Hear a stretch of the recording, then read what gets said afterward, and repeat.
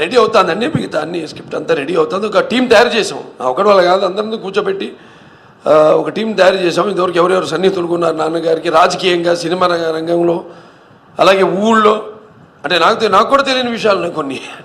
అలా అటువంటి ఒక మహానుభావుడు ఆయన పూర్తిగా ఆవిష్కరించాలి ఆయన పాత్రని.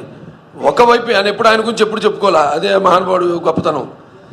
సో అలా కొన్ని మనం ప్రజలకి మనం చెప్పాల్సిన బాధ్యత ఉంది. ఏదో ఏ రామారావు అయితే తెలుసో తెలియని విషయాలు కూడా వాటితో జోడించి సినిమా చేయడం జరుగుతుంది. అది డెసిషన్ తీసుకోవాలి. ఆయన పాత్ర మాత్రం నేనే చేస్తున్నాను, డైరెక్షన్ ఎవరు చేస్తానని ఇంకా డిసైడ్ చేయాల.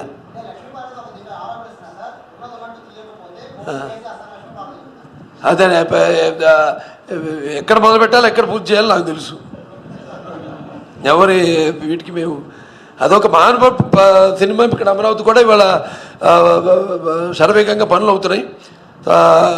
అక్కడ దాన్ని ప్రిజర్వ్ చేసి వచ్చేవాళ్ళకి అందరికీ తెలిసేలా, ముఖ్యంగా ఇది కమర్షియల్ ఏం కాదు, అది తర్వాత ఎట్లాంటి డిసిషన్ తీసుకుంటే అలా దాన్ని మొత్తంగా చేయడమా, లేకపోతే అమరావతి అక్కడ మ్యూజియం లాగా ఆయన అలాగ పెడతాం, అక్కడ ఒక థియేటర్లో ఆయన్ని వచ్చే వాళ్ళకి అట్ట పెట్టడం అనేది చూడడానికి వీలుగా ఏంటన్నది డిసిషన్ తీసుకుంటాం పార్టీ మేము.